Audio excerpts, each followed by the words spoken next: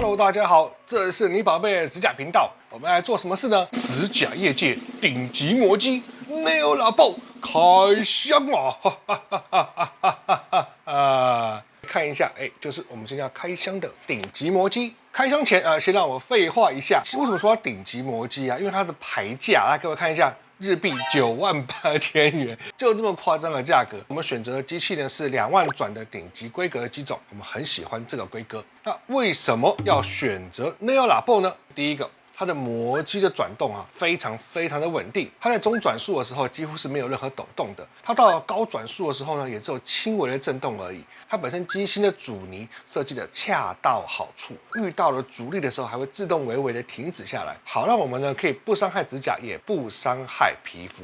选择 Nail Labo 还有另外一个主要的原因，那就是它本身原厂的磨头配件非常的充足，而且品质也非常的好。原厂的磨头搭配原厂的磨机呢，不管是在反应速度或者阻尼方面都恰到好处，而且它的机身配件跟磨头都是日本制造。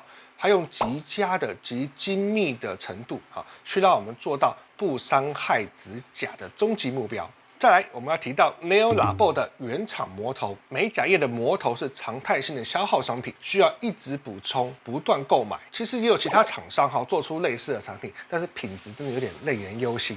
为什么呢？因为工业磨头其实和我们指甲业用的磨头长得非常的像，一不小心就会买。新手们很容易搞错。会选择 Nail Labo， 那是因为 Nail Labo 虽然贵，但是呢，客人指甲更珍贵。更宝贵，对于客户好的事情，我们绝对不小气。来，我们看一下原厂磨头有哪些，像这个小粉红，就是我们非常喜欢的磨头，它很安全，很好用。另外呢，它有各类小金，是属于强力的磨头，卸指甲非常的好用。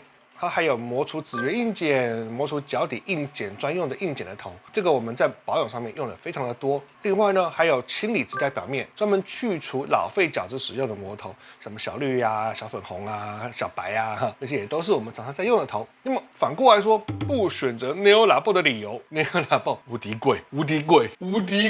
另外是如果说你今天需要原厂维修的时候，一定要寄到日本去，这让人非常的头大。再来是因为 Nail Labo 品牌太大，价格又太贵，导致于呢市面上有很多的仿造品，甚至连仿造原厂的磨头也非常的多。另外有一个让人头大的问题，那就是它的电池技术基本上是用10多年前的技术，现在来看让人有点圈圈叉叉。再废话下去，各位一定转台啦，开箱吧。那你说到 Nail Labo 磨机的时候，我们来看一下，它是属于 Nail Labo 2万转专业的磨机。外壳呢，基本上没有什么好注意的。要注意的事情是这边这边写的日本制造，然后呢120伏特，这边也有特别勾出来100伏、120伏跟230伏，在购买的时候一定要注意，在台湾使用要购买120伏特。为什么呢？这个我们等一下后面来讲。好，那我们就开箱聊哇，打开香喷喷的开箱，泡泡纸丢掉。它非常好心的附了一张光碟，其实里面有介绍怎么使用这个部机器。可是在这个年代，我想应该已经没有人可以播得动光碟了，这东西只能射飞镖吧。英文的说明书，基本上这个我们也不太会去动它这样放着了。里面还有每台机器的机身编号，我们从里面拿出3样东西。好，我现在开主体内容，哇，噔噔。这个呢是它的供电设备，哇，一样有每一台机身都有自己的编号。好，我们先放着。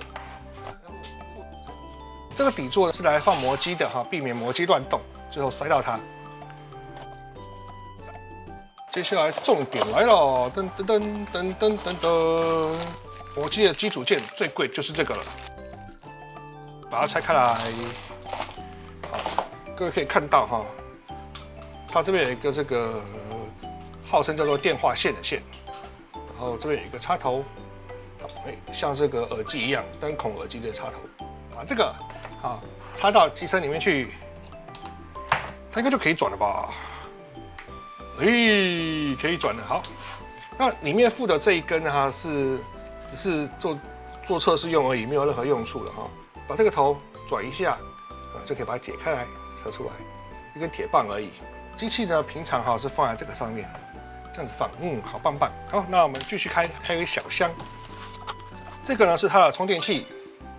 好，那讲到充电器呢，这时候该提一下了。它的充电器很特别，它很重，它是属于旧式的充电器，里面是跑线圈的，它不是所谓的开关电源，不是那种很轻的那种。这个伏特数可以看一下，13.5伏。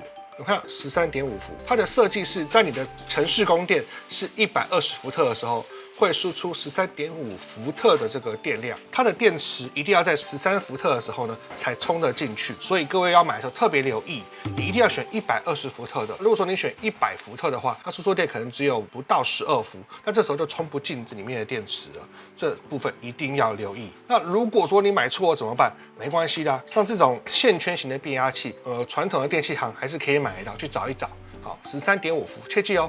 不是12伏，要13.5伏才充得进去。为什么？因为它里面用的电池不是现在惯用的锂电池，而是10多年前的旧式电池。细节的部分呢，我们等到拆机的时候再和大家谈一谈它的充电原理跟它的问题。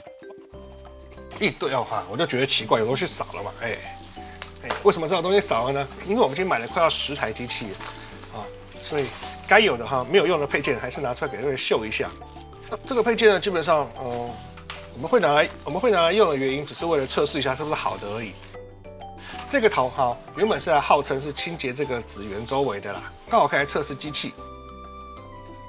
转开，插进去，转开，插进去，锁好。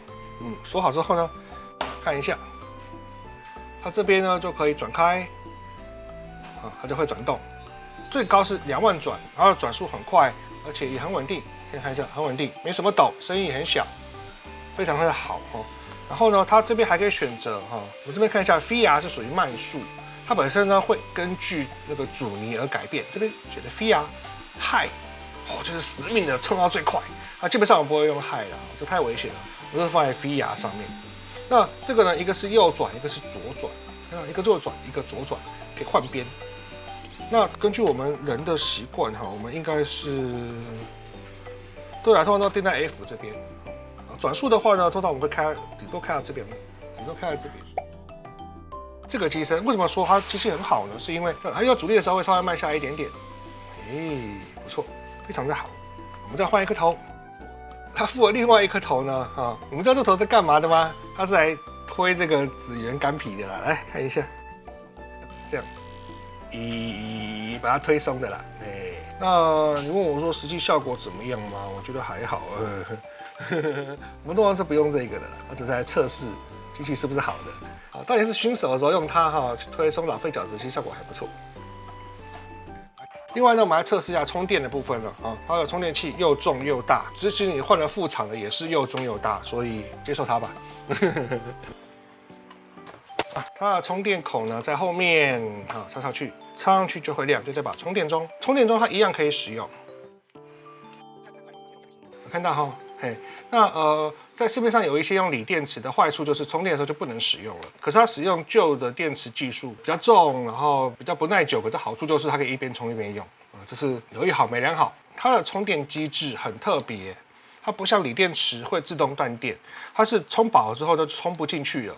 所以通常来说，官方要求用完电之后呢，充6小时，然后就停止，不可以再充它。实务上来说，我们大概就是上班的时候接电，让它去充，然后让它去使用，然后下班了就把它关掉了。如果说我们真的需要移动的时候，不接电的时候，它也可以用，没电再插起来就好了。